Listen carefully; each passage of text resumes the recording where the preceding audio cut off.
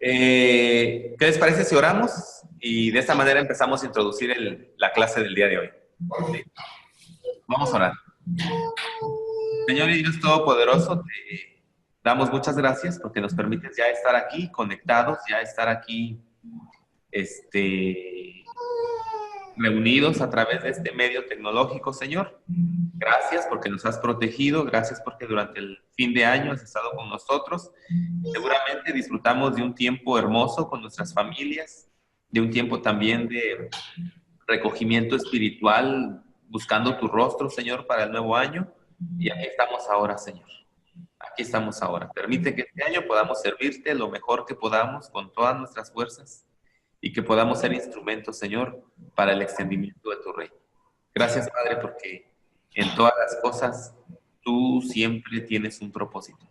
Y sin duda, Señor, para este año hay un propósito. Nuestras vidas están en tus manos. Dirígenos en esta clase, Señor, y ayúdanos. En el nombre de Jesús te lo pedimos.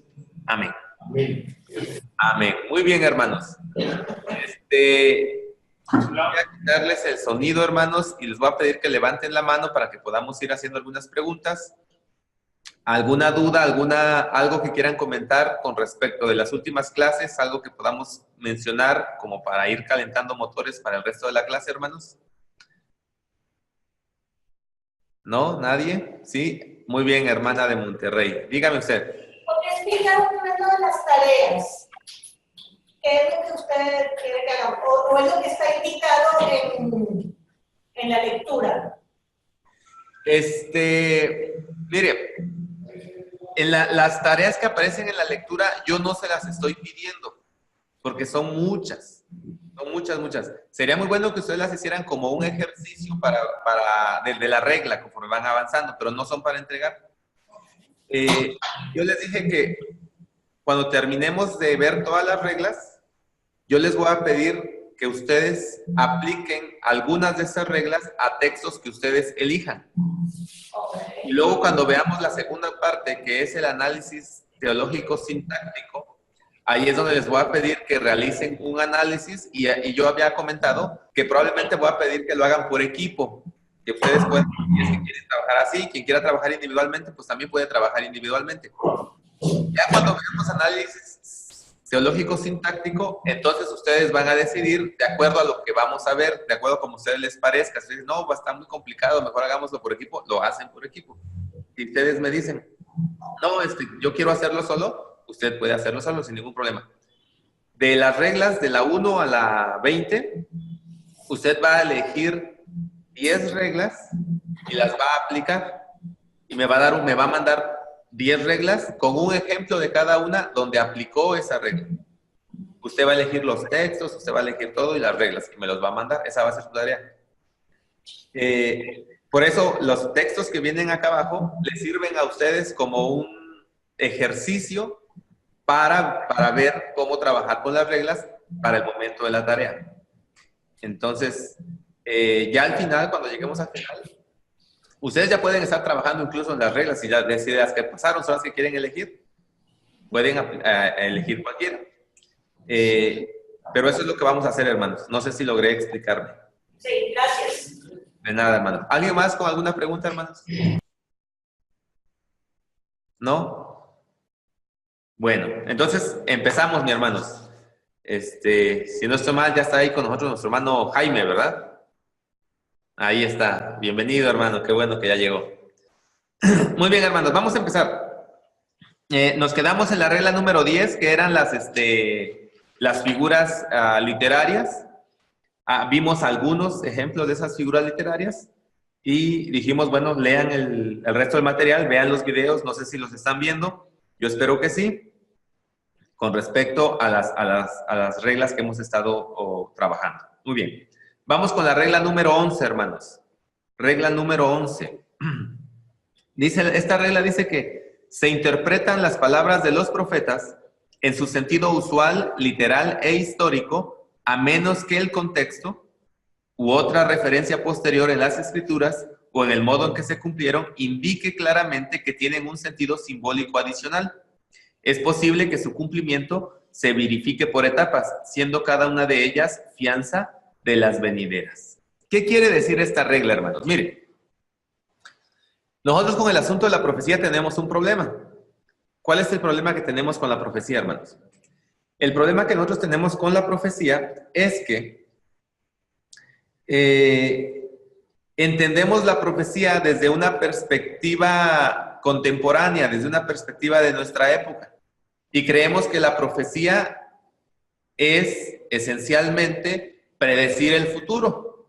Y con esa mentalidad, con esa idea, vamos a los profetas y creemos que ellos están hablando de cosas que van a suceder en algún momento en el futuro.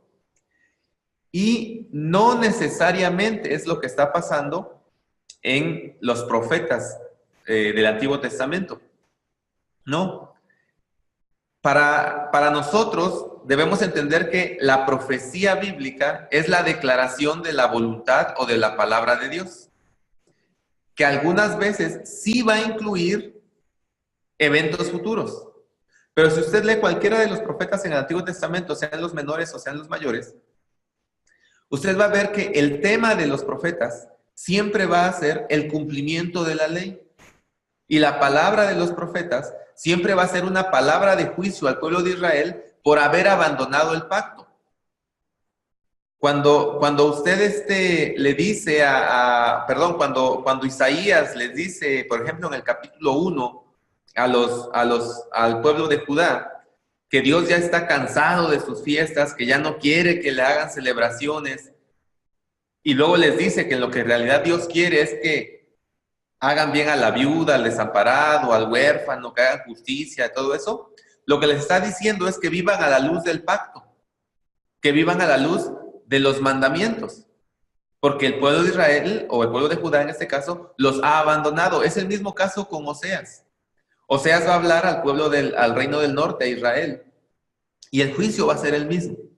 El mensaje entonces de los profetas siempre tiene que ver con el cumplimiento del pacto. Por eso cuando usted lee los profetas, usted va a ver que ellos usan mucho lenguaje del pacto, mucho lenguaje del éxodo, mucho lenguaje de la ley. Porque ellos están diciéndole al pueblo que ellos han abandonado el pacto. Ahora, usted me va a decir, sí, pero ellos le dijeron que si no cumplían, si no volvían, si no se arrepentían, Dios los iba a castigar de esta manera, y estaban diciendo una predicción del futuro. En un sentido sí, pero en otro sentido no. Lo que estaban diciendo los profetas era, si ustedes no cumplen con su parte del pacto, Dios sí va a cumplir con su parte del pacto. Porque recuerde, el pacto tiene dos partes. Tiene la ley que debe cumplir el pueblo, y luego tiene las consecuencias del cumplimiento o la desobediencia de esa ley. Y en Deuteronomio nosotros vemos las bendiciones por cumplir la ley y las maldiciones por no cumplir la ley. Dentro de las maldiciones, está muy claro, dentro de las maldiciones, que si ellos no cumplían con el pacto, Dios iba a enviar a un pueblo extranjero para someterlos, para juzgarlos, y los iban a llevar cautivos. Entonces los profetas, cuando vienen a denunciar la infidelidad del pueblo, les dicen, pero va a venir alguien y se los va a llevar, y van a ser prisioneros, y van a morir, y van a pasar hambre, y esta ciudad va a caer, y esto se va a derrumbar, y todo eso.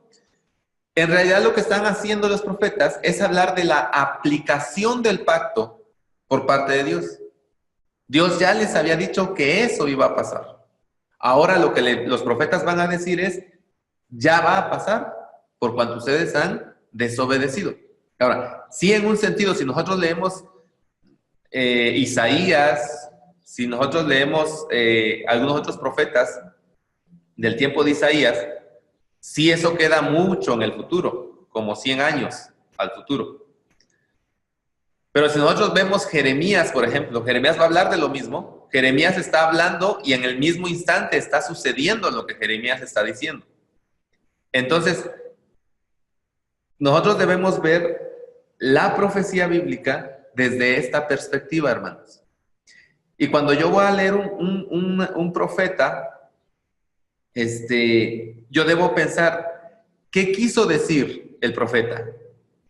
En su tiempo, en su contexto histórico, literalmente eso que dijo, ¿qué significó? Y a partir de ahí yo puedo traer la enseñanza para este tiempo. Pero no puedo tomar una profecía y decir, esta profecía dice, y aplicarla para este tiempo. No recuerdo si con ustedes ya puse este ejemplo de algunas profecías que dicen, el mal viene del norte, cuidado porque por el norte va a venir el mal. Si usted ve un mapa, Asiria, Babilonia, no están al norte de Israel, están al este. Y sin embargo fueron los imperios que juzgaron al pueblo de Israel, al reino del norte en un principio y al reino del sur, Judá, después.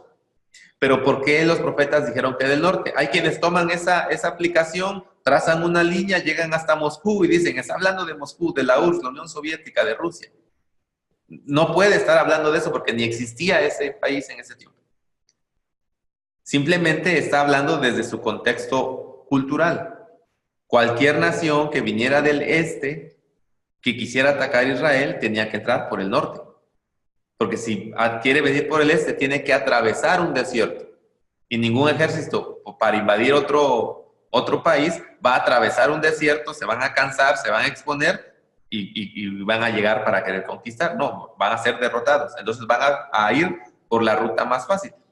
De eso está hablando esta regla, hermanos. Precisamente de eso. Ahora, estamos quitándole a la profecía entonces el valor que tiene de estar hablando de eventos futuros. No. Lo que estamos diciendo es que en primer lugar debemos interpretarla en su contexto.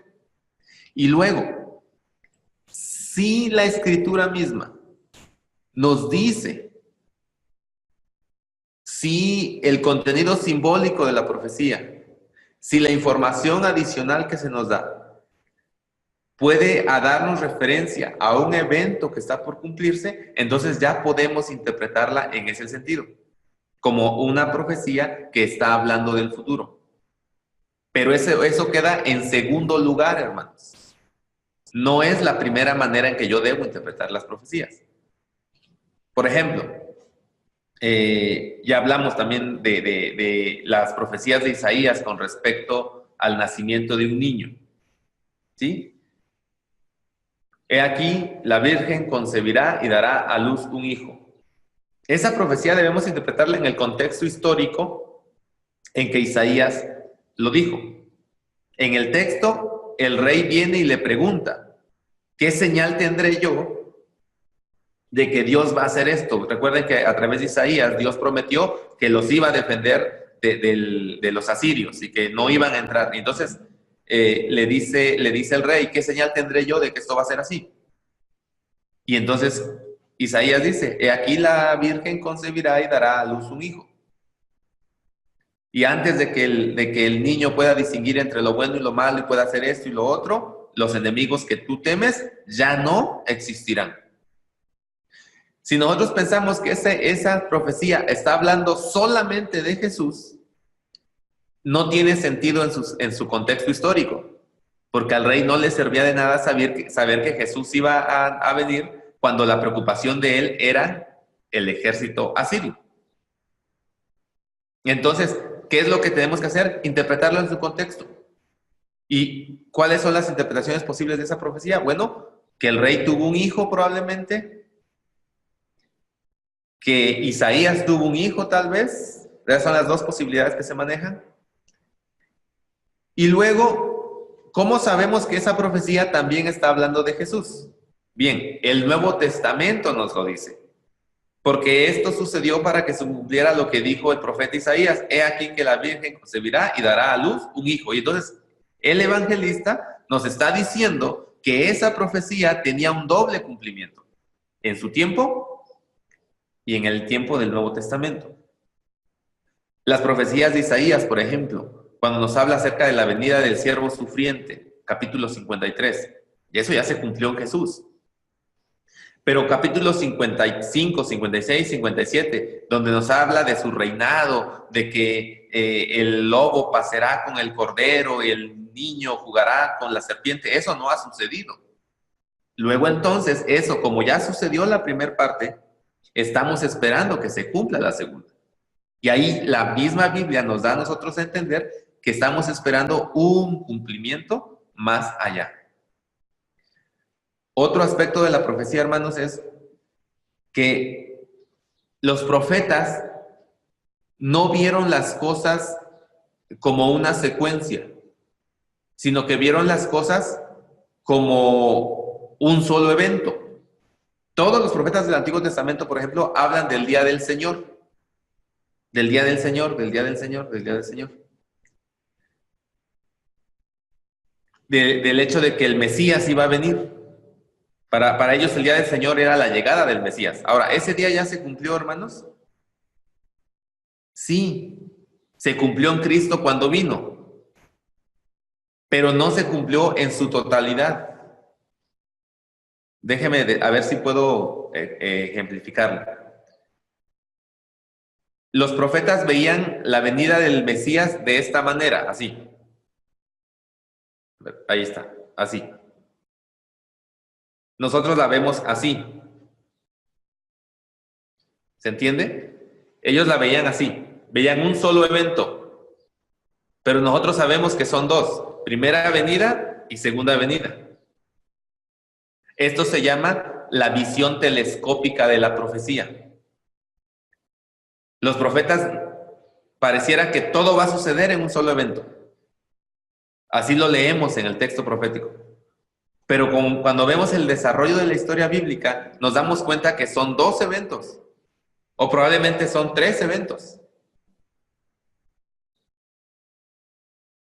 En los que se divida la profecía.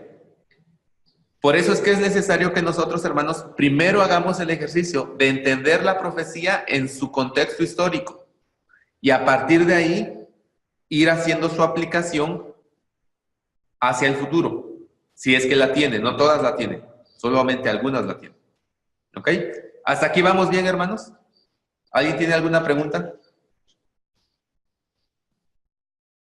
¿No, hermanos? A ver, hermano Jaime, yo siento que usted tiene una pregunta. Permítame, hermano. Ahora sí. No, realmente, hermano, qué difícil era para los profetas cuando Dios les daba una visión.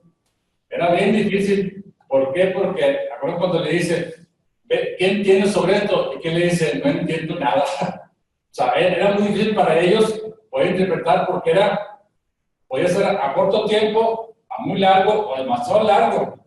Por ejemplo, aquí nos llegó lo del profeta Amós. Lo traía de rato, dice, Amós 9:14. Y traeré el cautiverio a mi pueblo Israel, y edificarán ellos las ciudades asoladas, y las habitarán, plantarán viñas, beberán del vino de ellas, y harán huertos, y comerán del fruto de ellos. Él estaba viendo las palabras de Dios. ¿Cuándo se iba a cumplir? Pues ahora sí, ¿quién sabe?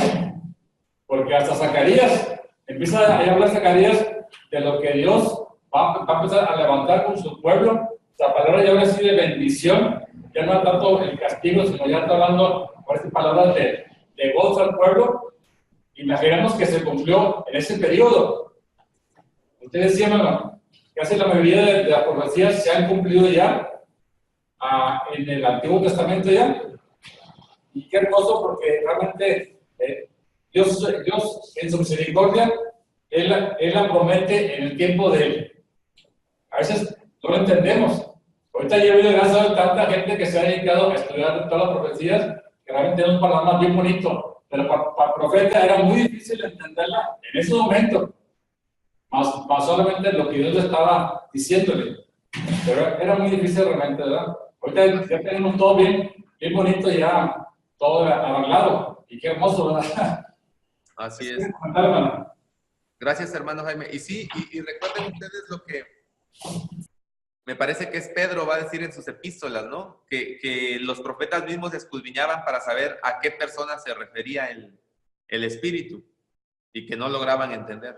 Entonces, seguramente mucha de su profecía los profetas no estaban totalmente seguros, ciertos de a quién se estaba refiriendo.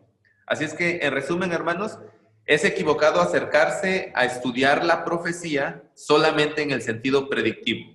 Tenemos que considerar todo el panorama profético, es decir, qué es de qué está hablando, su contexto histórico, el tiempo en que fue dicho y hacia dónde está apuntando y hacia dónde está apuntando como la profecía. Solamente de esta manera, hermanos, vamos a poder entender de una manera correcta el mensaje profético. Ahora, recuerden, mucho de la profecía del Antiguo Testamento va a tener su cumplimiento en el Nuevo Testamento. Así es que cuando yo voy a interpretar una profecía del Antiguo Testamento, yo debo considerar lo que el Nuevo Testamento enseña con respecto al tema que estamos hablando. Y aquí está la aplicación de la regla número 1. La Biblia se interpreta a sí misma. Yo no puedo tomar de una sola profecía o de un texto profético una enseñanza, una aplicación, si esta contradice el resto de la enseñanza bíblica. Entonces, esa es la manera en que yo voy a estar trabajando. Muy bien. ¿Alguna pregunta más, hermanos? ¿No? Muy bien, hermanos. Yo veo que nadie tiene preguntas. Espero que haya quedado clara la manera en que debemos trabajar con la profecía. Muy bien, vamos a continuar con la regla número 12. Aquí estamos entrando ya a lo que se llaman los principios históricos de interpretación. La regla número 12, en los principios históricos vamos a considerar las situaciones políticas, económicas, religiosas, históricas del momento en que fue escrito el libro, para quién, por quién fue escrito, cuál fue el propósito, cuáles fueron sus influencias, cuáles eran las costumbres que había en ese tiempo en el pueblo al que estaba siendo escrito. Estas son las cosas que debemos considerar. Muy bien. Regla número 12. Dice de la siguiente manera, hermanos. La regla número 12 dice así. Ya que las escrituras vieron la luz en contextos históricos concretos, solo podrán entenderse plenamente a la luz de la historia bíblica. ¿Ok? Ya que las escrituras vieron la luz en contextos históricos concretos, solo podrán entenderse plenamente a la luz de la historia bíblica. Dios se ha revelado dentro del desarrollo histórico, hermanos. La revelación de Dios, la Biblia, es el testimonio de cómo Dios se ha revelado dentro del proceso histórico del hombre. Cómo el hombre va desarrollando su vida, por decirlo de esta manera, y Dios va interviniendo en procesos, en eventos históricos, en situaciones concretas, para dar a conocer su mensaje, para darse a conocer Él.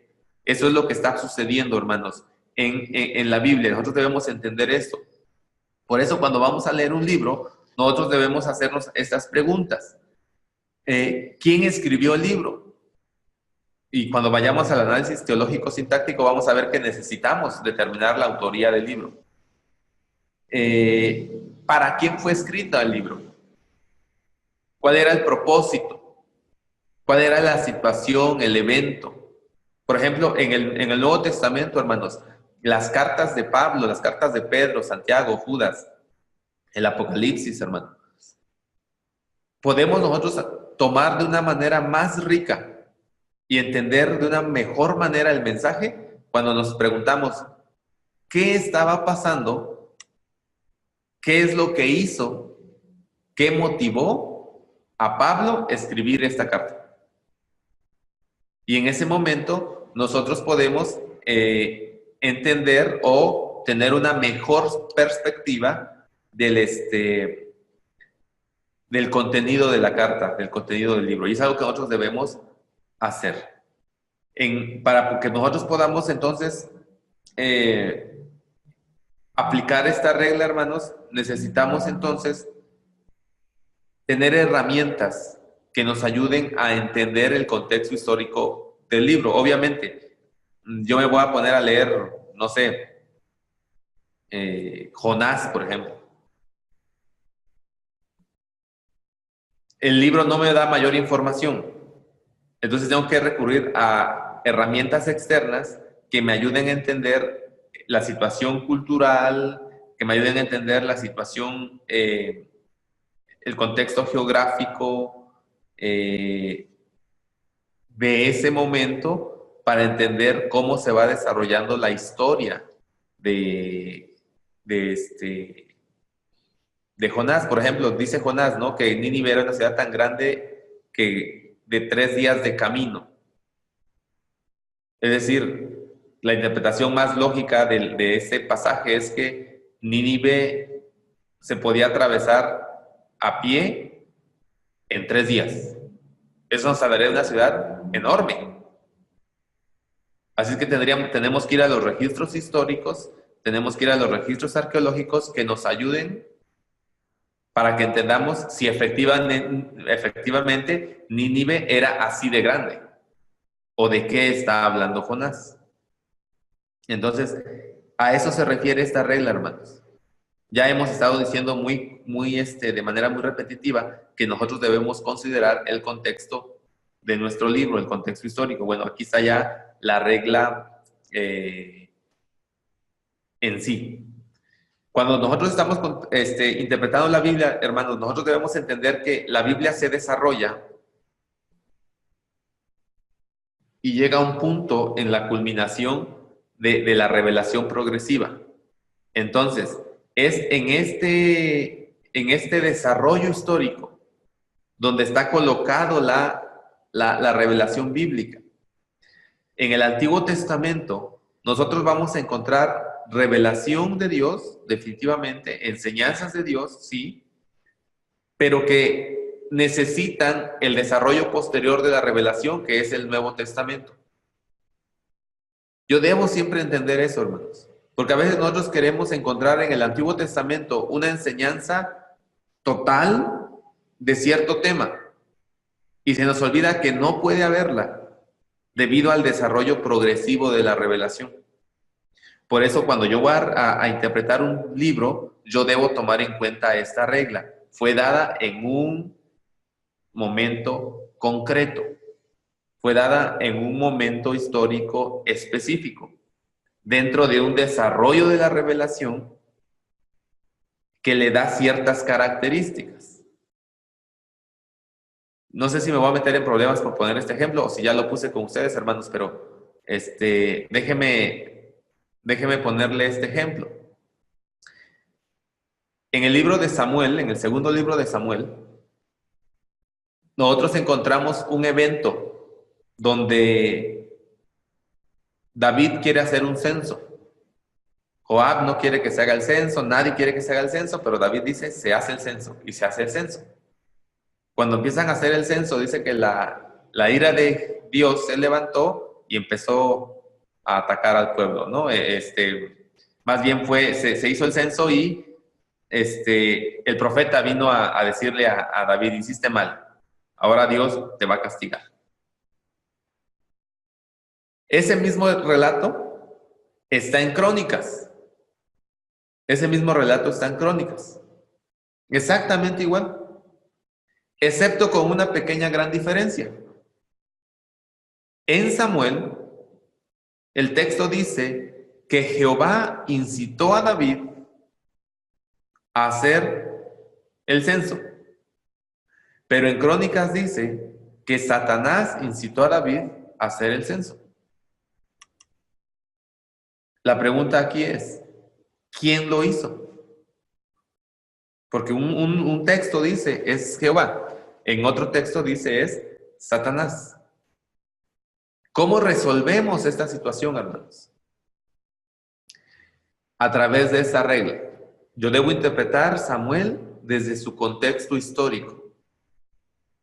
Y hay algo que usted y yo debemos ir aprendiendo en la Biblia, cuando nosotros leemos la Biblia, hermanos. Es a lo largo de la Biblia, conforme se va dando la revelación progresiva, que se va construyendo o que se va dando a conocer de una manera más amplia la existencia de Satanás.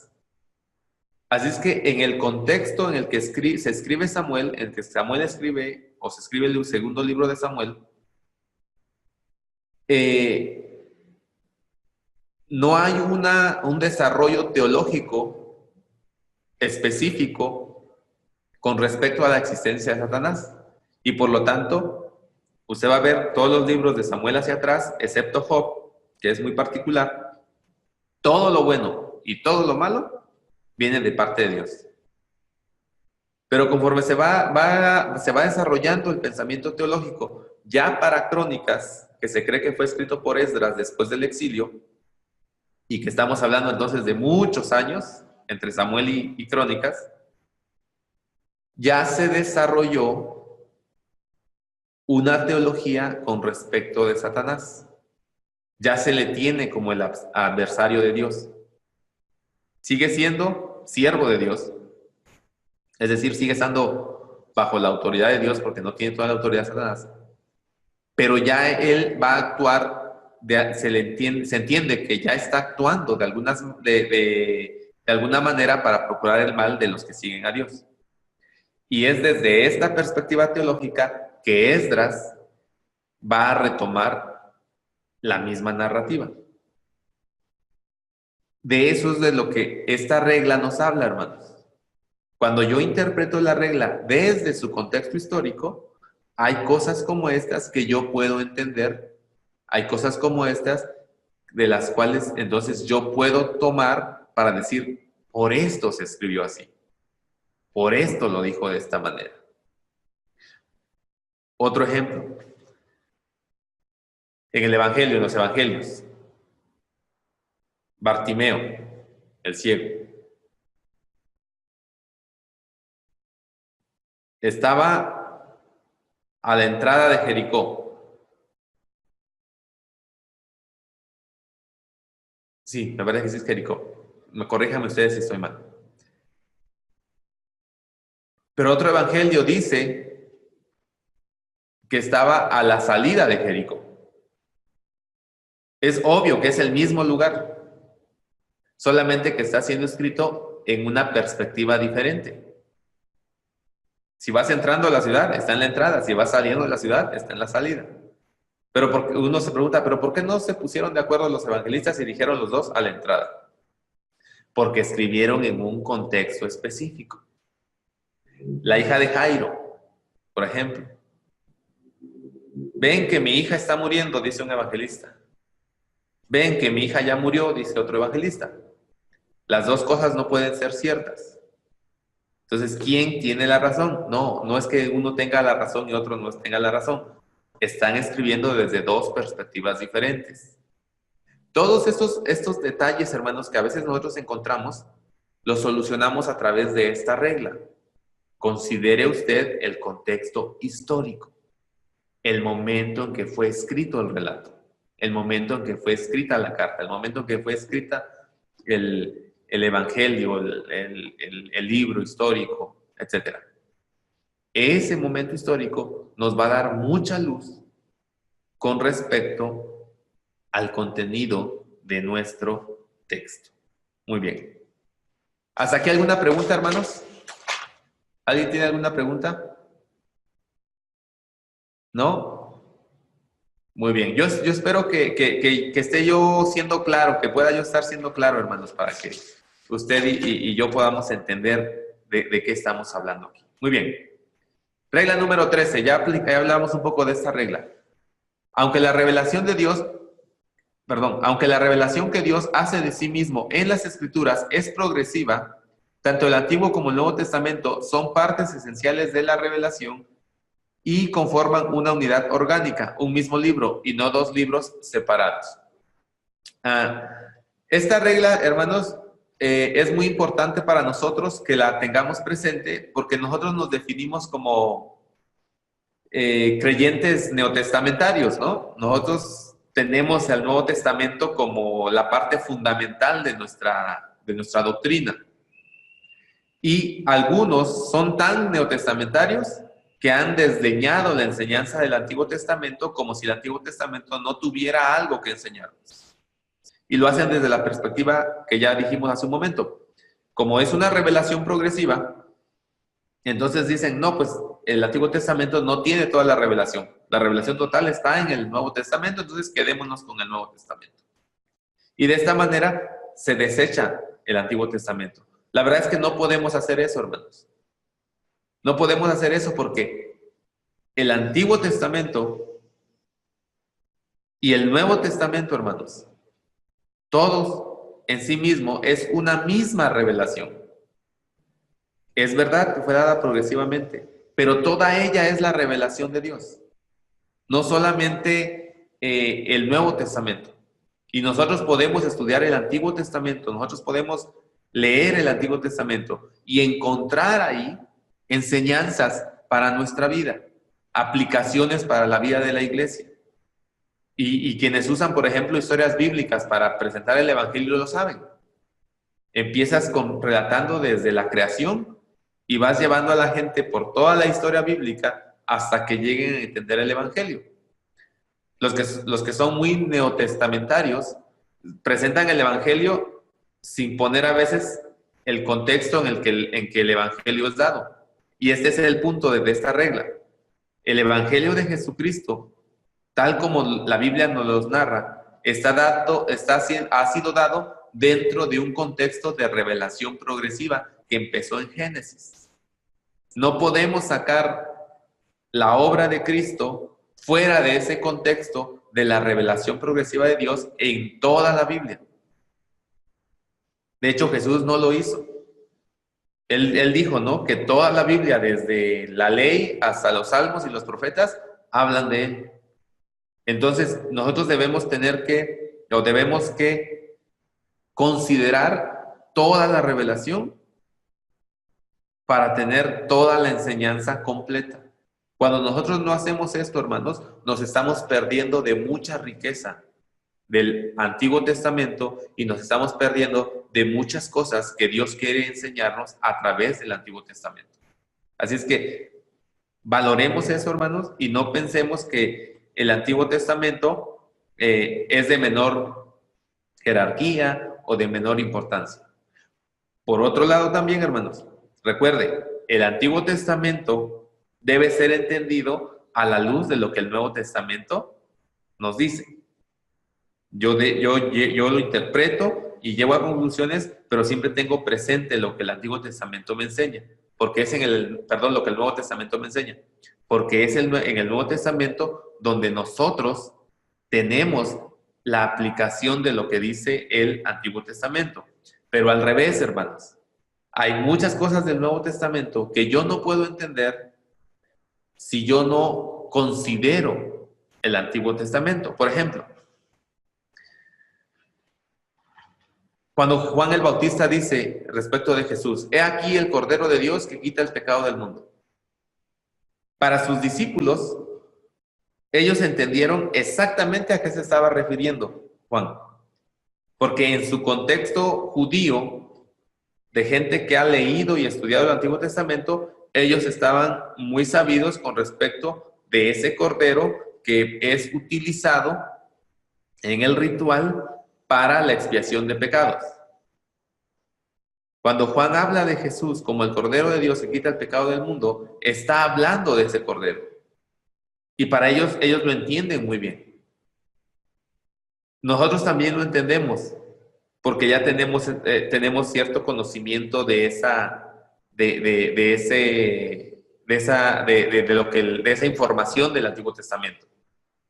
Pero si usted habla de Jesús como el Cordero de Dios, que quita el pecado del mundo, sin considerar lo que el Antiguo Testamento habla con respecto del pecado y la manera en que el pecado va a ser expiado, no tiene sentido. No tiene sentido hablar de ese Cordero. Para que se pueda entender por qué Jesús es el Cordero de Dios que quita el pecado del mundo, se debe entender cómo funcionaban los aspectos rituales del Antiguo Testamento. Eso es lo que sucede, por ejemplo, con el libro de Hebreos. Nosotros no podemos entender el libro de Hebreos si no consideramos las enseñanzas del Antiguo Testamento en la ley y de manera muy específica en Levítico. De eso es lo que habla esta regla, hermanos. Siempre considere la Biblia como un todo y no haga una separación, no hagamos una separación. No digamos, no, yo nada más puro Nuevo Testamento. No, yo nada más puro Antiguo Testamento. No, es un todo, hermanos.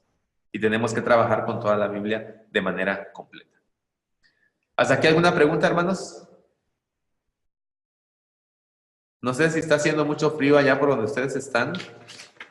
pero están más callados que de costumbre. No sé si están como que sentidos porque yo llegué tarde, hermanos, perdónenme otra vez, pido perdón. A ver, hermano. No, hermano, que está todo bien, que no están ofendidos, hermano. Ok, muy bien, hermano. Llegó tarde. Ok, muy bien, hermanos. Bueno, entonces vamos a continuar. A ver, hermano Jaime, sí. Hermano, una pregunta. Sí. Por ejemplo, en Mateo 8, versículo 22, el encarcelado dice, los querían seguir a Jesús. Jesús le dijo, sígueme, deja que los muertos entierren a sus muertos. Cuando le decía ahí al escriba, la pregunta, hermano, ¿cómo uno lo interpreta?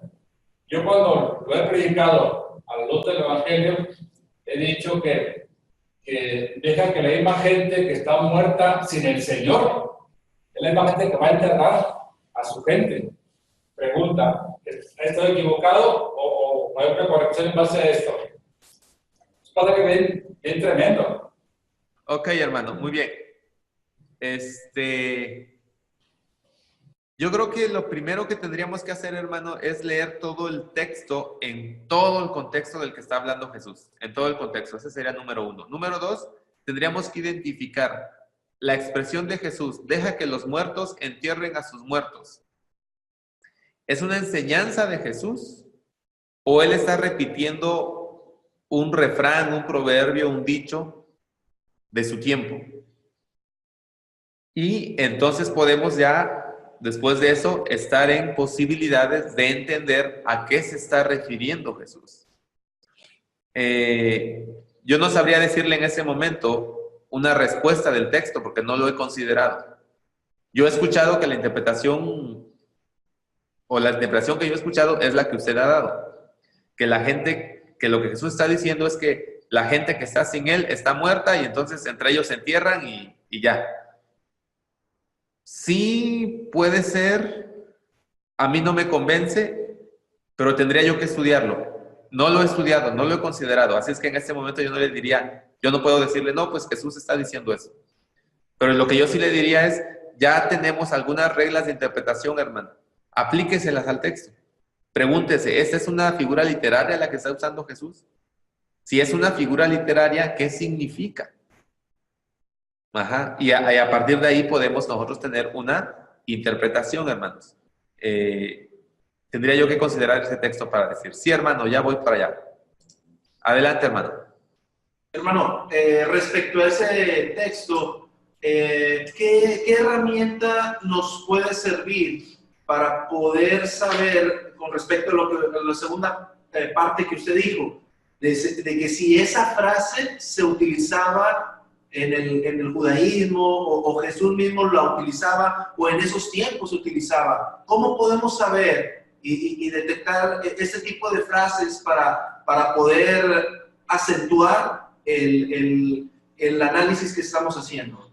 Ok, muy bien, hermano, muy buena pregunta. Si ustedes recuerdan, en la regla número 10 dijimos que cuando una expresión, un texto, una frase no coincide con la realidad, debemos interpretarla como una figura literaria. Ok, la expresión que los muertos entierren a los muertos no coincide con la realidad. Porque nosotros, si la interpretamos literalmente, nosotros no podemos esperar que un muerto se levante a enterrar a otro muerto.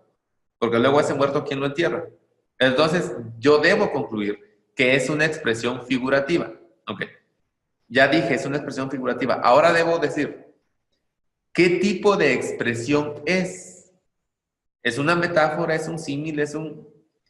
Yo esta expresión, yo no la puedo ver, sino como puede ser puede ser una expresión de alguno de esos dos tipos. Número 1, puede ser una exageración. Jesús está haciendo una exageración. O, número 2, Jesús está diciendo un proverbio. Ok. Ya que he definido yo que es una figura literaria y que puede ser este tipo de figura, yo puedo usar algunos libros porque hay gente que se ha dedicado a hacer eso, hermanos.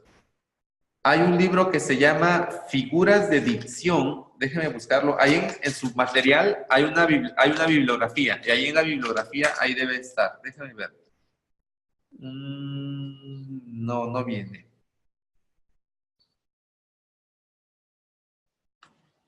No, no está aquí. Pero para la próxima clase traigo el nombre del libro de manera muy específica, hermano. Pero se llama Figuras de Dicción. Y no recuerdo el autor.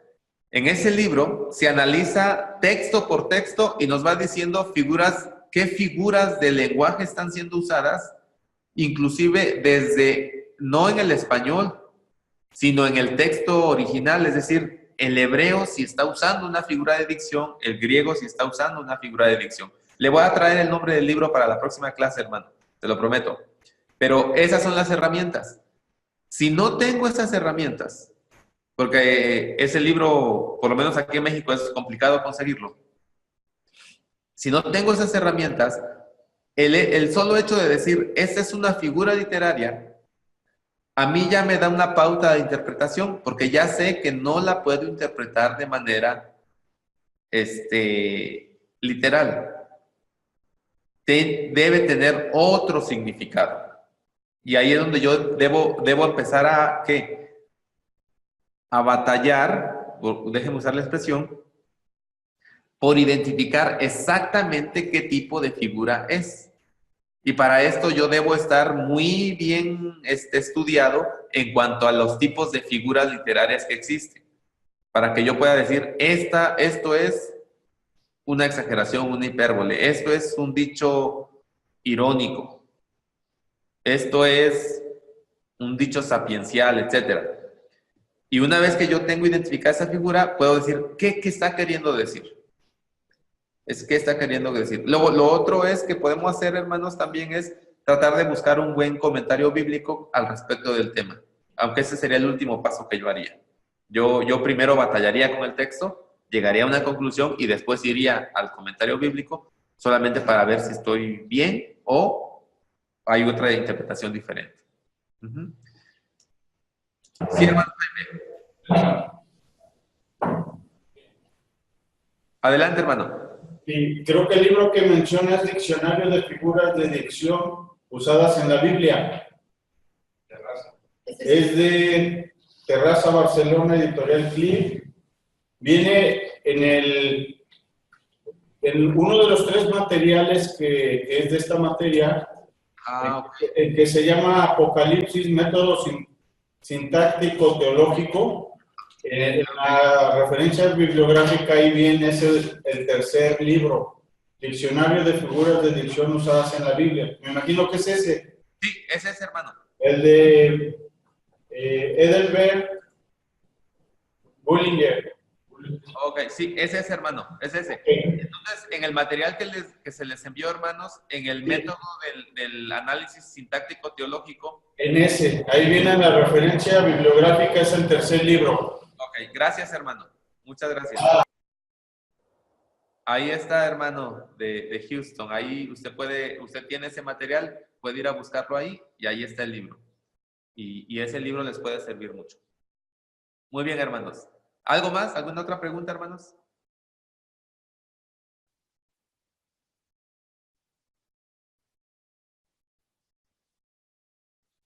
¿No? Muy bien, hermano. Entonces continuamos. Regla número 14. Dice así. Los hechos o sucesos históricos se convierten en símbolos de verdades espirituales solamente si las propias escrituras así lo especifican. Otra vez, los hechos o sucesos históricos se convierten en símbolos de verdades espirituales solamente si las propias escrituras así lo especifican. ¿Qué es lo que trata de hacer esta regla, hermanos? ¿Se acuerdan ustedes cuando vimos la interpretación alegórica? Y dijimos que los alegoristas le dan significado simbólico a cualquier texto y entonces cualquier texto puede significar lo que sea. Ok, esta regla está puesta ahí para que nosotros podamos tener siempre presente que un hecho, un suceso histórico, sí puede tener un significado espiritual simbólico, si es que la Biblia se lo da. Pero si la Biblia no le da ese significado simbólico, entonces simplemente no lo tiene. No lo tiene, porque la Biblia no lo está autorizando y yo no se lo puedo dar. Si yo se lo doy, voy a caer en la interpretación alegórica. Voy a caer en la interpretación de, a mí me parece que ese texto dice esto. Y esto significa, aunque no signifique eso. Y yo voy entonces a andar por cualquier otro lado. Eso es lo que nos dice esta regla, hermanos. Por ejemplo, ahí viene, se cita como ejemplo Primera de Corintios, capítulos 10, 1 al 4. Me parece que está hablando Pablo y hace una referencia al cruce del Mar Rojo, si es que no estoy... 1 Corintios 10, 1 al 4. Ajá. Dice así, porque no quiero, hermanos, que ignoréis que nuestros padres todos estuvieron bajo la nube y todos pasaron el mar y todos en Moisés fueron bautizados en la nube y en el mar y todos comieron el mismo alimento espiritual y todos bebieron la misma bebida espiritual porque bebían de la roca espiritual que los seguía y la roca era Cristo. Pablo está hablando de un evento histórico, el cruce del Mar Rojo, la presencia de la nube. Bueno, son varios eventos históricos en realidad. El cruce del Mar Rojo, la presencia de la nube y el agua que brota de la roca. Y Pablo le está dando un significado espiritual a los eventos. Para Pablo, el significado espiritual de estos eventos es la presencia de Cristo.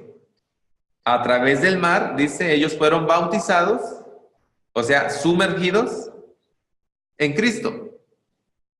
Y cuando ellos estaban bebiendo agua de la roca, en realidad estaban bebiendo de Cristo.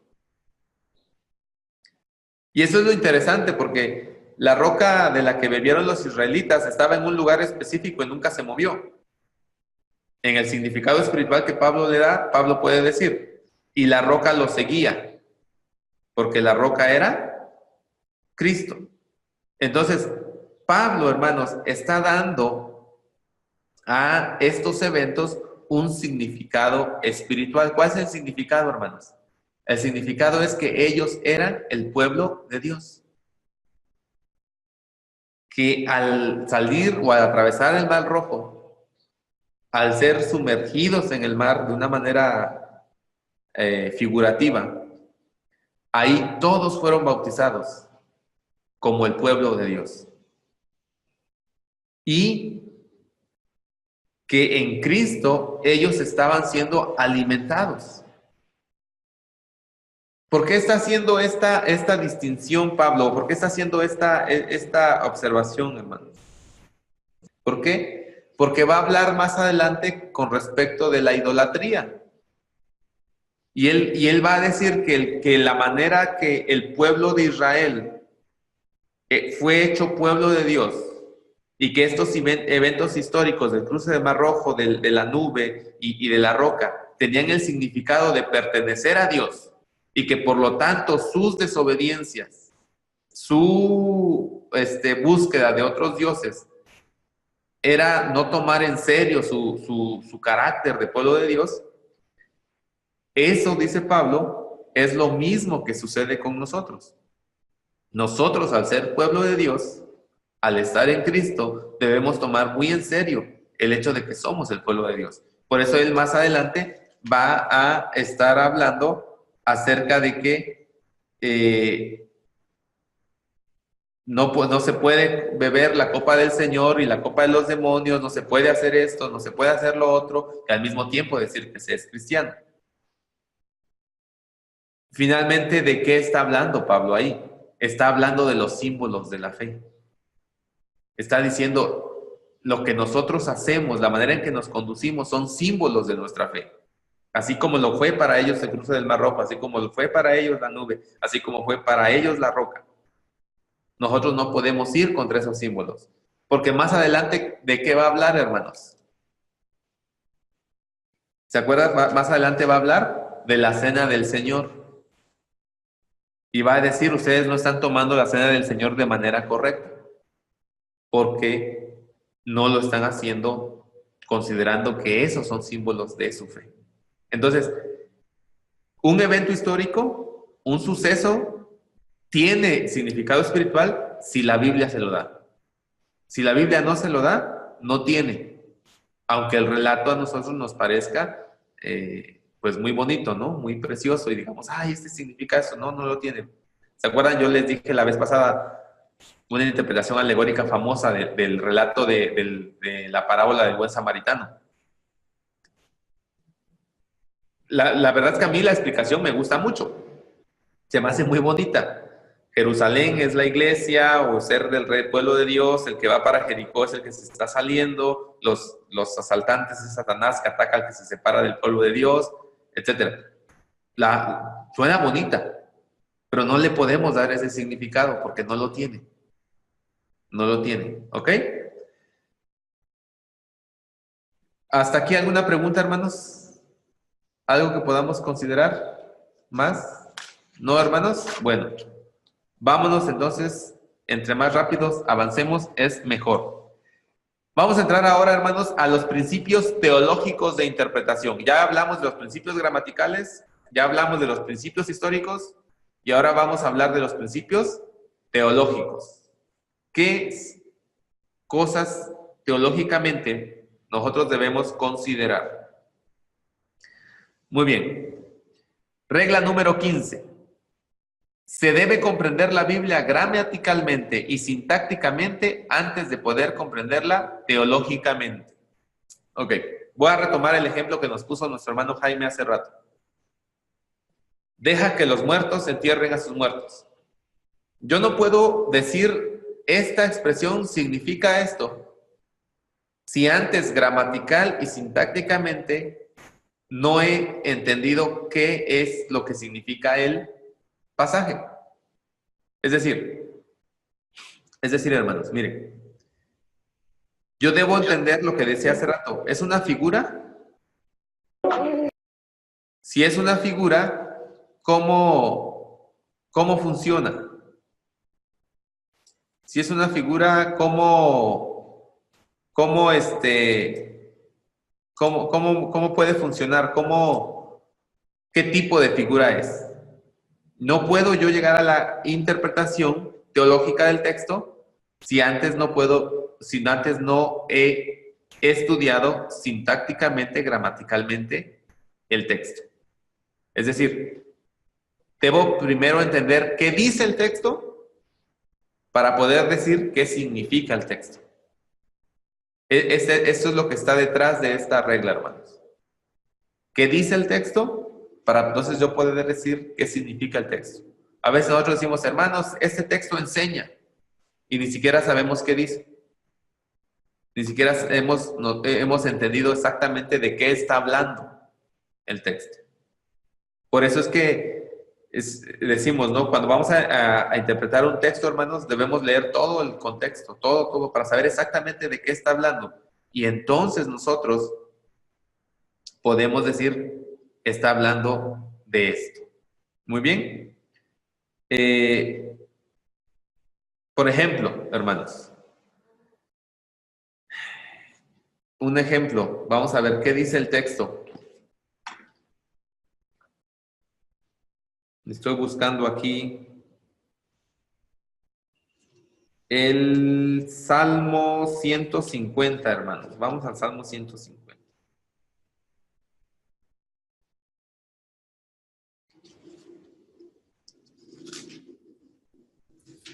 Salmo 150.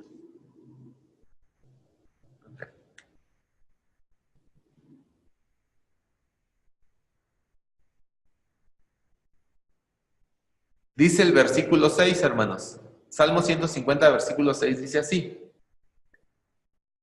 Todo lo que respira, alabe a Jehová.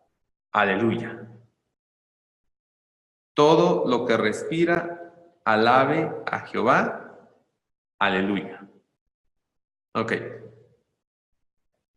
La pregunta que nos hacemos aquí es, cuando el salmista dice que todo lo que respira alabe a Jehová, está queriendo decir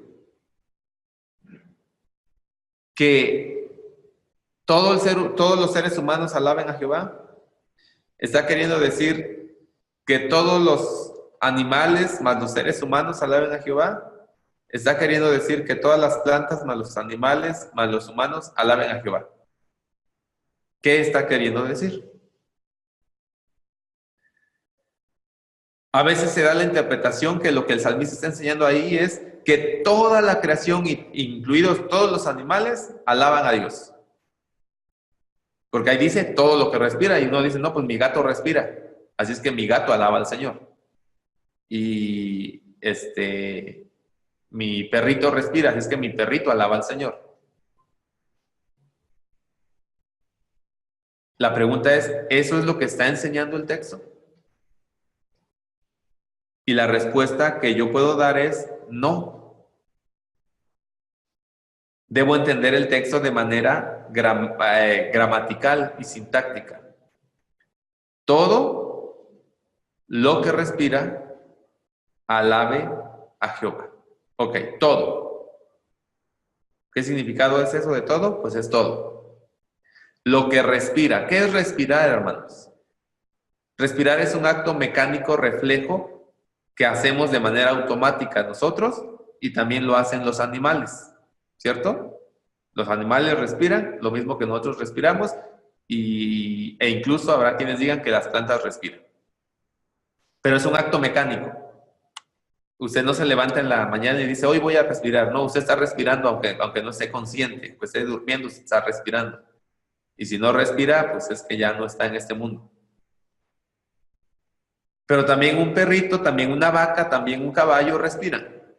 Así es que todo lo que respira parece ser que ahí están incluidos todos ellos. Pero luego dice, todo lo que respira, alabe a Jehová. ¿Qué es alabar? Alabar es cantar las virtudes, exaltar la grandeza, etcétera, etcétera, de alguien. ¿Cuál es el requisito que se necesita para que uno alabe? Para que alguien alabe. ¿Cuál es el requisito? El requisito es que tenga conciencia de sí mismo, quién es él, y tenga conciencia de quién es aquel a quien va a alabar. Entonces, la pregunta es, ¿yo como ser humano tengo conciencia de mí? Sí, yo sé que yo soy Rafael. Sé quién soy, cómo soy, etc. ¿Tengo conciencia de quién es Dios? También sé quién es Dios. Por lo tanto, yo puedo alabarle. Mi gatito, ¿tiene conciencia de quién es él? ¿Tiene conciencia de quién es Dios? No. Porque él se mueve al nivel del instinto, no al nivel de la conciencia. Y usted puede comprobar esto de una manera muy fácil. Ponga un espejo adelante de su gatito. No va a decir, ay, mira, qué bonito me veo. No va a querer atacarlo, no se va a reconocer. Ponga un espejo delante de un niño. Va a ver, se va a asomar y en un punto se va a reconocer. Y va a saber que es él. Tiene conciencia de sí mismo. La alabanza requiere eso, hermanos. Que uno tenga conciencia. Por lo tanto, todo lo que respira, alabe a Jehová, se está refiriendo a todo ser humano, alabe a Jehová, pero no se está refiriendo a la creación. Ok, a eso nos estamos refiriendo cuando esta regla dice que debemos comprender gramatical y sintácticamente el texto antes de entenderlo teológicamente. Porque de repente nosotros decimos, no, es que la creación alaba al Señor. Y decimos, y la Biblia lo dice. Bien, necesitamos entender lo que la Biblia dice. Porque la Biblia sí enseña que Dios gobierna sobre toda la creación y Él la preserva. Pero los que alaban al Señor, los que fueron creados para la gloria de Dios, fuimos nosotros, los seres humanos. Entonces, esto es lo que nos va a ayudar a hacer esta regla, que nosotros entendamos primero sintácticamente, gramaticalmente el texto, para entenderlo después teológicamente. ¿Alguna pregunta hasta aquí, hermanos? No sé si el ejemplo fue claro. Muy bien, hermano, adelante. Hermano, con respecto a ese punto, es con respecto nada más los hijos de Dios, ¿verdad? Que tenemos conciencia. O sea, porque ahorita comentó los humanos. Bueno, no todos los humanos tienen conciencia de Dios, que existe Dios, o si lo tienen, pues no lo reflejan. Ya los que hemos sido redimidos, pues sí tenemos conciencia. Es eso que solamente Dios pide, que nosotros, los hijos por adopción, que somos de Él, le alabemos y le adoremos. Sí y no. A ver. Sí y no, hermano. Mire, específicamente en los Salmos, nosotros vamos a encontrar un llamado a toda la humanidad a alabar a Dios. Por ejemplo, Salmo 67, que todos los pueblos te alaben, que todos los pueblos te alaben. ¿Cuál es el deseo y cuál es el llamado? Específicamente en los Salmos, porque se va a ver mucho ahí. Es que toda la humanidad alabe a Dios. ¿Qué es lo que sucede? ¿Qué es lo que pasa? Que solamente pueden alabar a Dios los que tienen una relación personal con Él. Eso es cierto. Una persona que no tiene una relación personal con Dios no lo va a alabar. Pero el texto aquí no está hablando de eso. El texto aquí está hablando de un llamado a que todos le alaben. Es el llamado, todos deben alabar a Dios. Es otro texto el que nos va a enseñar que solamente los que le buscan en espíritu y en verdad y le adoran en espíritu y en verdad son los que le pueden adorar. Pero eso nos lo va a decir el Nuevo Testamento. Aquí en los Salmos es todos alábenle. Este es el llamado. Todos deben alabarle. Es el llamado que se hace aquí, que todos deben alabar a Dios. No se está refiriendo a que el texto no hace diferencia entre si una persona conoce de Dios o no conoce de Dios. Aquí el texto es, todos deben alabarle. Es a través de otros textos que nosotros entendemos que sí, la adoración verdadera a Dios va a suceder cuando se tiene una relación personal con Dios. Precisamente para eso, hermano, es que esta regla está puesta ahí. Entendamos gramaticalmente el texto, sintácticamente, y entonces podemos tomar el significado teológico. Pero su observación es muy buena, hermano. Gracias. ¿Alguien más, hermanos? ¿Alguna pregunta más? ¿No? Muy bien, hermanos. Entonces seguimos, hermanos. Porque queremos avanzar.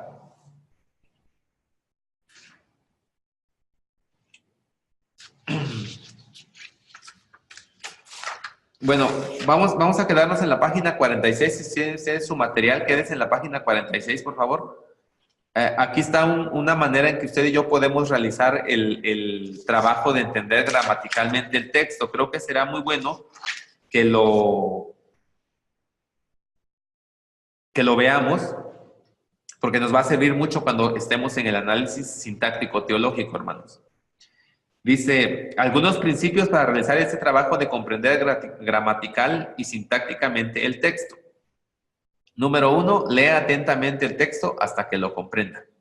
Es decir, lea el texto, lea el texto, lea el texto, lea el texto. Mire, uno de los problemas que usted y yo tenemos cuando hemos leído la Biblia muchas veces, o cuando estamos familiarizados con un texto, es que abrimos la Biblia, abro la Biblia y digo, ese es el texto. Yo ya sé de qué habla. O sea, como ya lo estudié antes, como ya lo escuché antes, como ya lo leí antes, doy por sentado que ya sé de lo que habla. Ok. No, hermanos, no dé por sentado que ya sabe. Léalo. Léalo, léalo, léalo. Luego dice ahí, busque en un diccionario todas las palabras que no entienda o que no esté completamente seguro de su significado. Yo ya les puse el ejemplo la vez pasada de este hermano que predicó allá en Proverbios y dijo que Dios espía, nos está espiando, nos está viendo porque es muy celoso. Y eso lo dijo porque el texto dice, porque viendo yo por mi celosía. Cuando en realidad el texto estaba diciendo que él estaba viendo por una ventanita, no porque era celoso. Bien, si hay una palabra que yo no entiendo, voy al diccionario, hermanos. ¿Qué significa esta palabra? ¿Qué significa? ¿Ok? 2. Ubíquelo dentro de la obra total del autor, es decir, mi texto. Mi texto debo ubicarlo dentro de la obra total del autor. Si yo estoy, por ejemplo, voy a estudiar la parábola del hijo pródigo. Yo debo ubicarlo dentro de la obra general de Lucas. ¿De qué está hablando Lucas? Sí, ¿verdad? Sí está en Lucas, sí, está en Lucas. ¿Por qué lo dijo?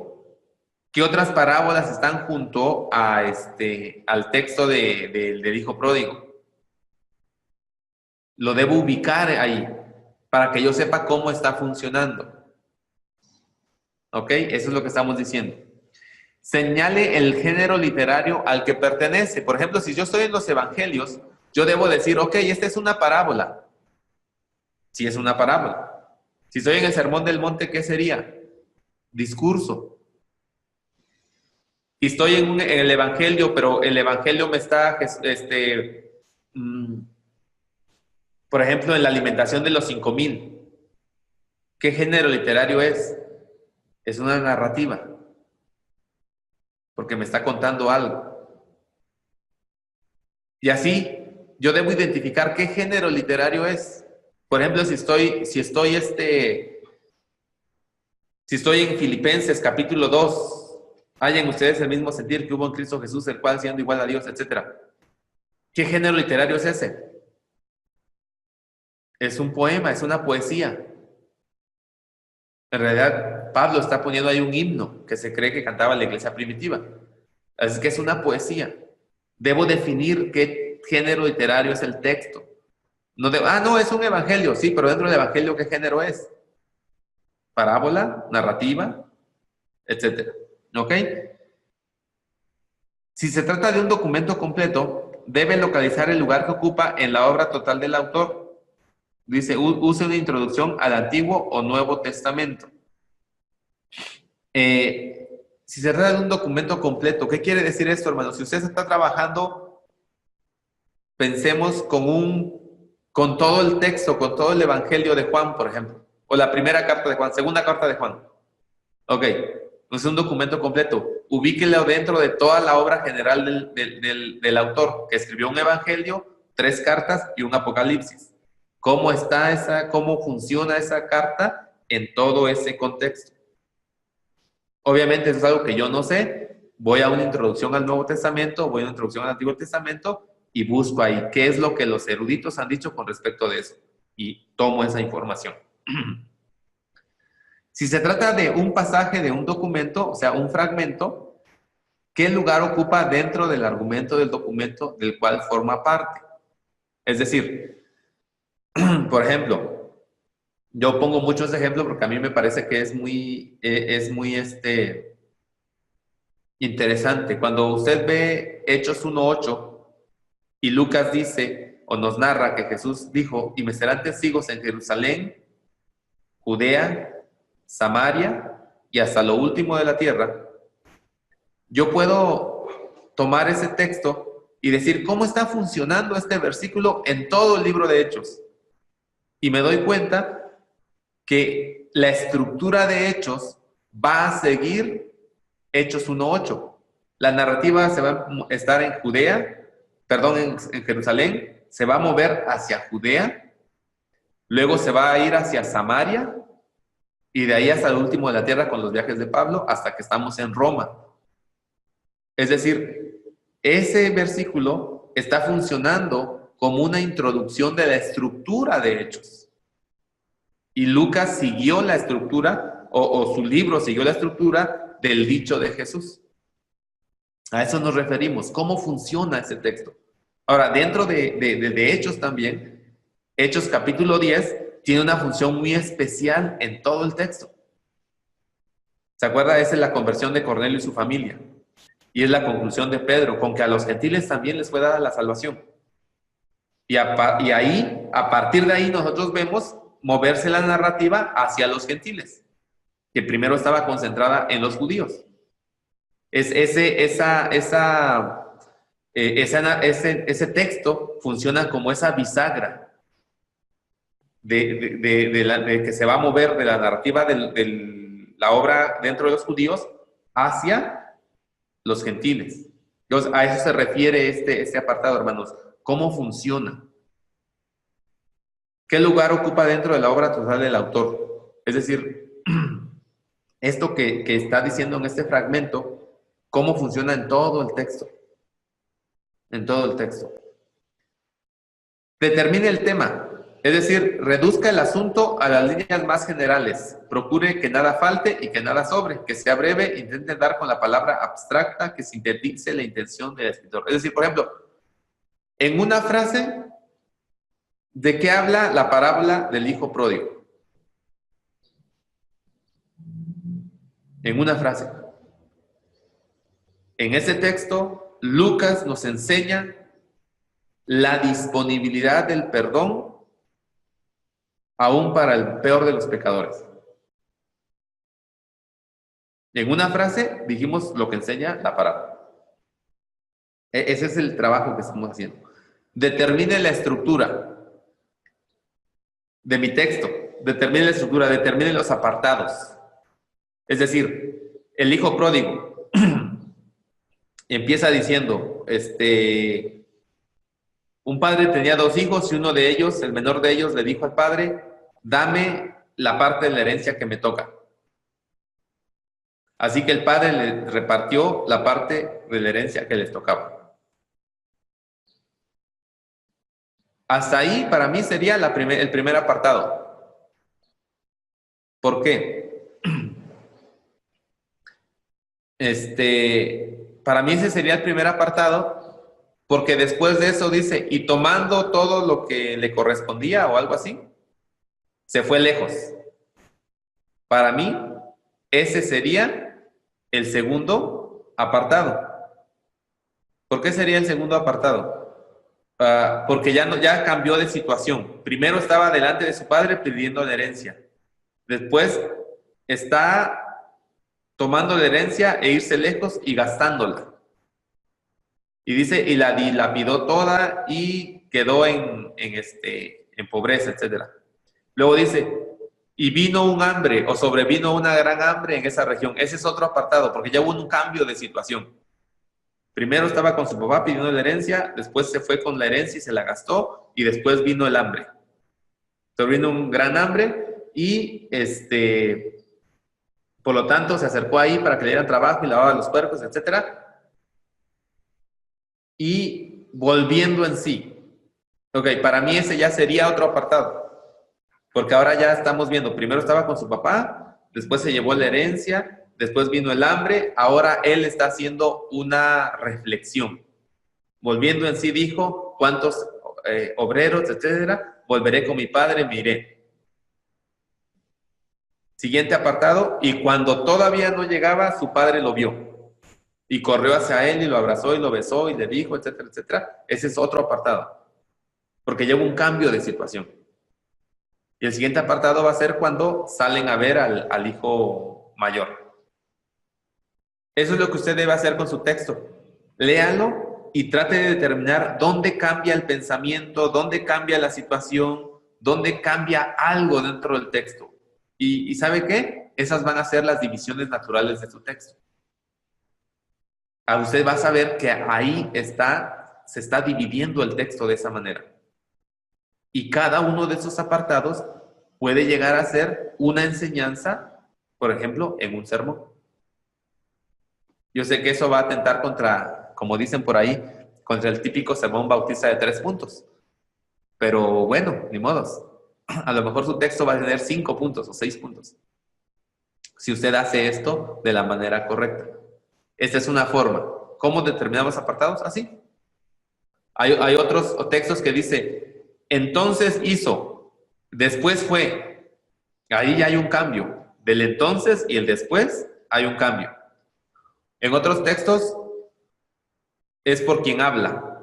Y dijo el Señor, y Moisés respondió. Y dijo el Señor, y Moisés respondió. Y dijo el Señor, y Moisés respondió. Cada vez que cambia de sujeto, debemos pensar que está cambiando también de idea.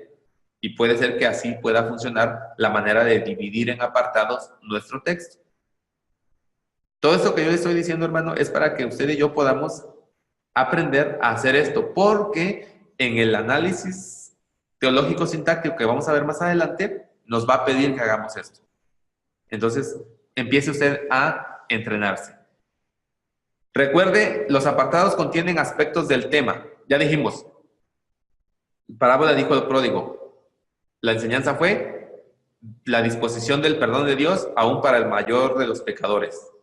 Primer apartado, incluso para aquel que es ingrato con Dios, por ejemplo. Dame la parte de la herencia que me corresponde. En realidad, ¿qué le estaba diciendo el hijo al papá? A mí me gustaría que ya estuvieras muerto, para que ya tuviera, pero como no te mueres, pues mejor adelántame. O sea, qué ingrato, ¿no? Y así, cada uno de los apartados tiene una enseñanza. ¿Ok? Tenga en mente que todos los elementos del texto son solidarios del tema. Es decir, ¿qué elementos tiene el texto que estoy leyendo? Por ejemplo, dice en el que estamos pensando aquí, que es el hijo pródigo. Dice el texto que... Estoy tratando de recordarlo, hermanos. Dice el texto que el hijo pródigo, cuando estaba allá,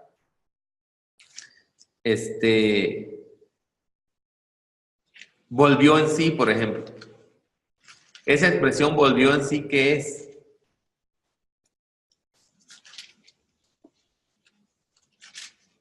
Si volvió en sí, pues ¿dónde andaba, verdad? ¿Qué es esa palabra ¿qué es ese volvió en sí? O, bueno, déjeme ver. La expresión del padre, cuando dice, póngale un vestido nuevo y un anillo. Ese de ponerle vestido nuevo y un anillo, ¿qué elemento es? Es un elemento cultural. Ahora, ese elemento cultural, ¿cómo funciona en el texto? ¿Por qué nos está diciendo que le está poniendo un vestido nuevo y un anillo? Le está reconociendo su identidad.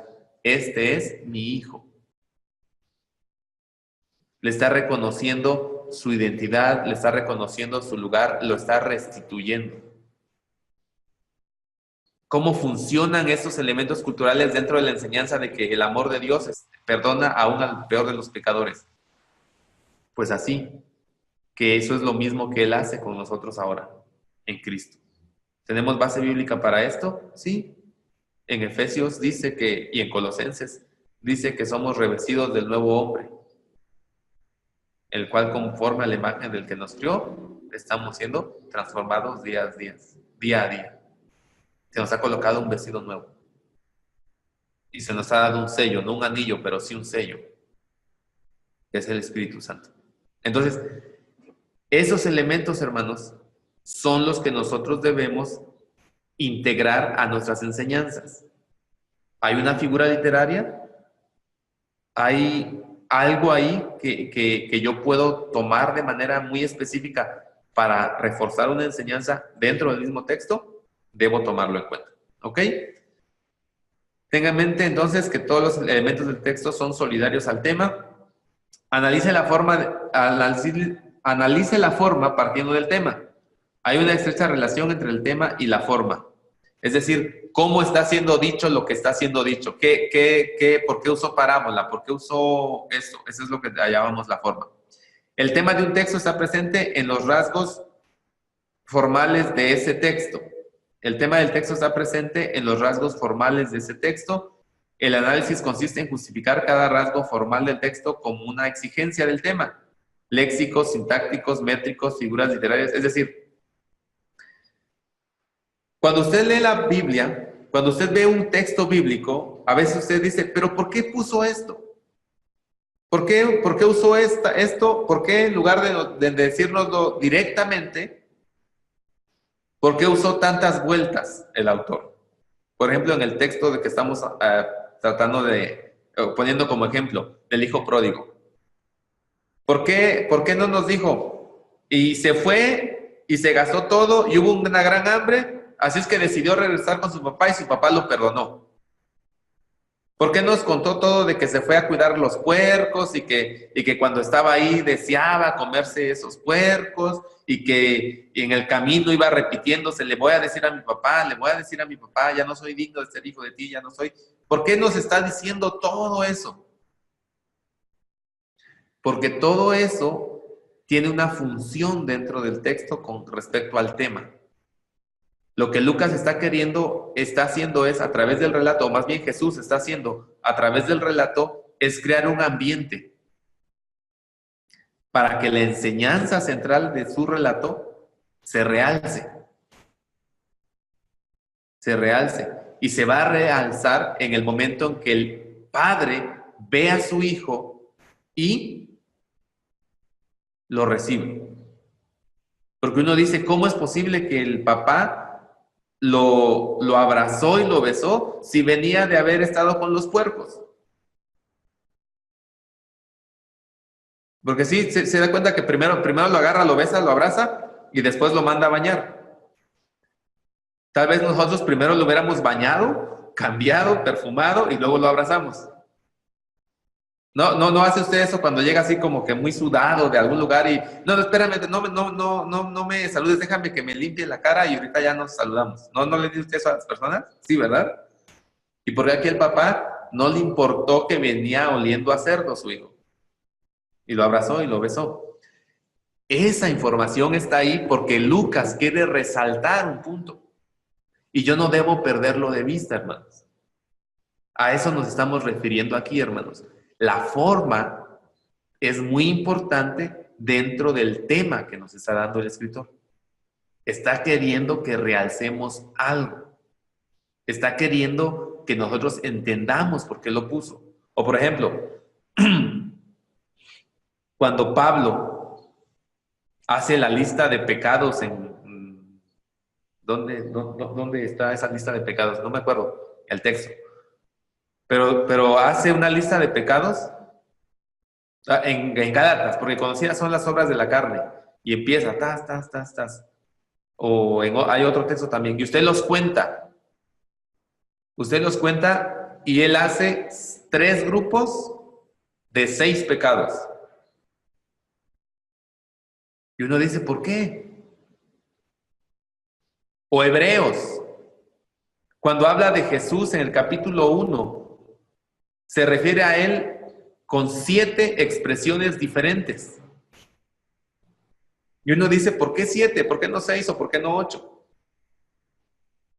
Todos esos son arreglos literarios que están puestos ahí no por casualidad, hermanos, sino porque quieren comunicar algo o quieren enfatizar algo.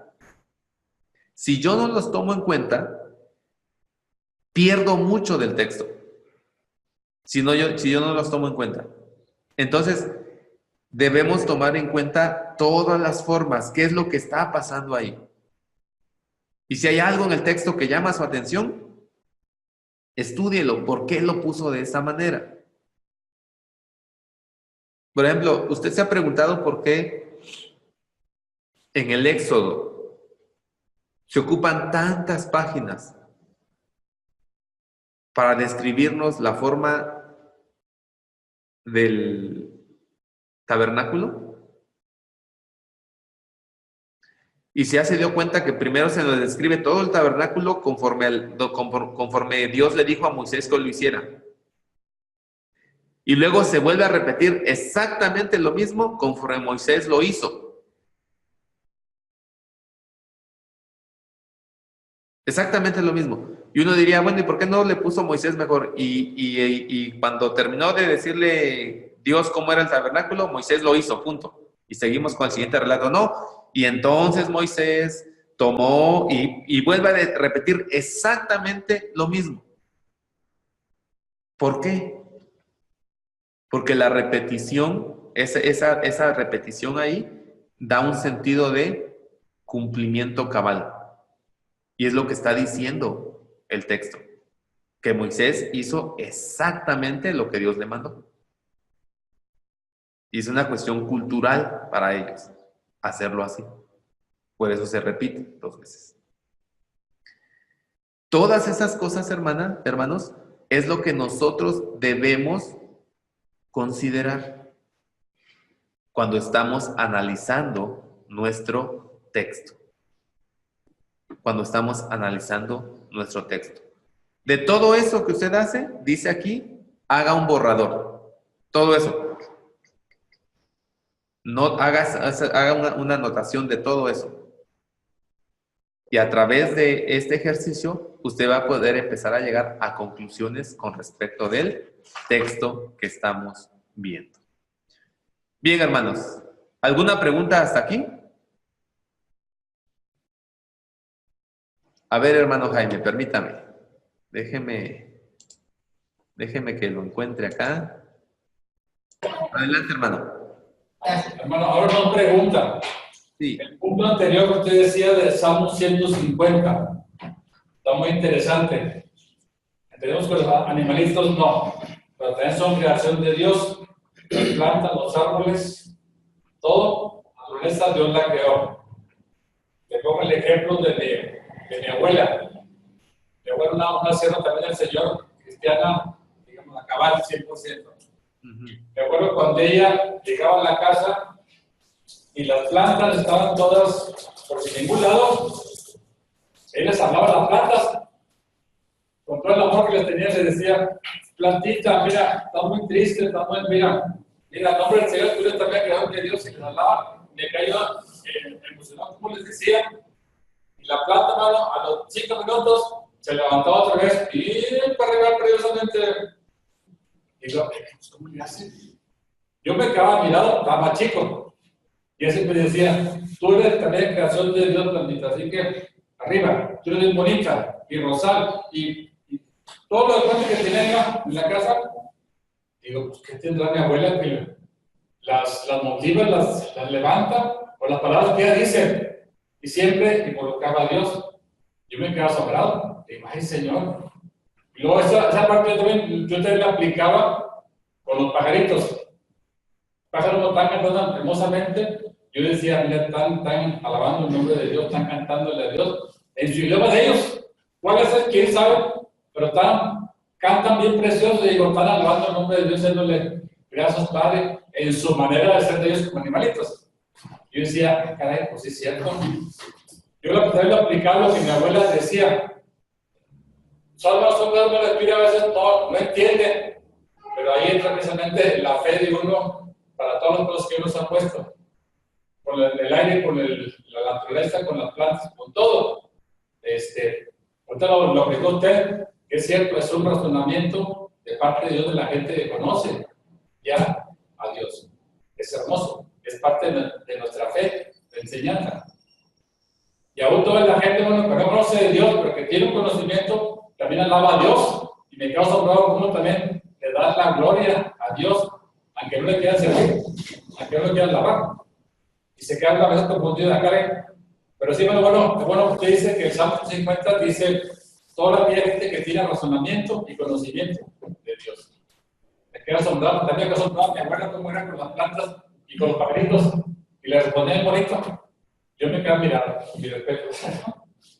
Muy bien, hermano, gracias por compartir eso con nosotros. ¿Algún comentario más, hermanos? Sí, hermano, yo. Sí, hermana, díganos. Sí, nada más es un comentario, hermano. Dos, de lo que mencionaba de Hechos, del libro de los Hechos. Precisamente en este año, en la Ciudad de Niñas, va a haber concurso de Pablo y nos está tratando de preparar todo de Pablo. Y eso que usted está mencionando me da mucha alegría porque lo descubrí. O sea, ya he leído Hechos muchas veces, pero ver cómo se da en los primeros capítulos Judea, Jerusalén, Judea, Samaria, ¿verdad? Toda esta parte. Pero al mismo tiempo, el segundo comentario va en relación a Pablo, donde nos habla usted de las figuras de Éxodo con los símbolos del bautismo, de 1 Corintios 10, porque Sí. cuando usted estaba escuchando toda esa parte, lo único que me quedaba es, yo me maravillo de cómo Dios utilizó al apóstol Pablo. Ahorita nosotros no podemos hacer ese tipo de cosas, sería salirnos, estaríamos falseando, ¿verdad? Nos estaríamos autonombrando como actualmente muchos falsos apóstoles, ¿no? Que le dan interpretación bíblica a las cosas y se salen de contexto. Pero Dios lo permitió con Pablo y vemos cómo Pablo como judío, a los de Gamaliel, él pudo hacer esa transición, lo que mencionaba usted en Hechos 10, Pedro y Pablo y el concilio de Jerusalén después. Que Pablo, al estar aplicando las cosas, las figuras apropiadas para el pueblo judío y las figuras apropiadas para los gentiles, y ver que en ese tiempo precisamente Pablo fue perseguido, ¿verdad? Por estar enseñando cosas no judías a los gentiles, ¿verdad? Pero la parte que maravilla es esto de que Dios le dio la autoridad de fuerza para dar esas enseñanzas, y aunque escandalizó a los de su tiempo, a los judíos de su tiempo, fue precisamente la palabra digamos así, como el bálsamo para los gentiles, para poder ser adoptados como pueblo de Dios. Entonces, lo quería comentar nada más mientras usted estaba dando la explicación, cómo Dios utilizó a Pablo, y que esto ahorita en esos tiempos ya no lo podemos hacer, porque eso ya fue hecho y ya fue, digamos así, sellado por Dios y cerrado. Gracias, hermana, por su participación, efectivamente. Y bueno, nosotros debemos reconocer juntamente con Pedro, ¿no? Que hay algunas cosas que nuestro amado hermano Pablo ha escrito, las cuales son difíciles de entender, ¿no? Así Que Pedro lo dijo, bueno, entonces, ¿qué nos cuesta? ¿Qué nos hace pensar nosotros que lo vamos a entender a cabalidad? Por eso estos ejercicios, hermanos, de saber cómo interpretar la Biblia, a tener herramientas, son muy importantes para que podamos tener un mejor entendimiento de la Biblia. Pues hermanos, muchas gracias. Si no hay nadie más que quiera participar, estamos terminando la clase en estos momentos, son las 7 de la mañana ya. Y de esta manera estamos ya terminando. Nos vemos en la siguiente clase, hermanos. Si no recuerdo mal, no tengo aquí mi calendario, pero me parece que el próximo fin de semana ustedes ven este lápiz. Nos veríamos hasta el siguiente fin de semana para continuar, hermanos, con la clase. Estamos ya por terminar esta primera parte. Les agradezco mucho su atención, hermanos de Zacatecas, hermanos de Houston, hermanos de Monterrey, hermanos de España, estaban por ahí conectados también. Que Dios les bendiga, que el Señor esté con ustedes y que tengan un excelente día. Gracias, hermano. Hermanos,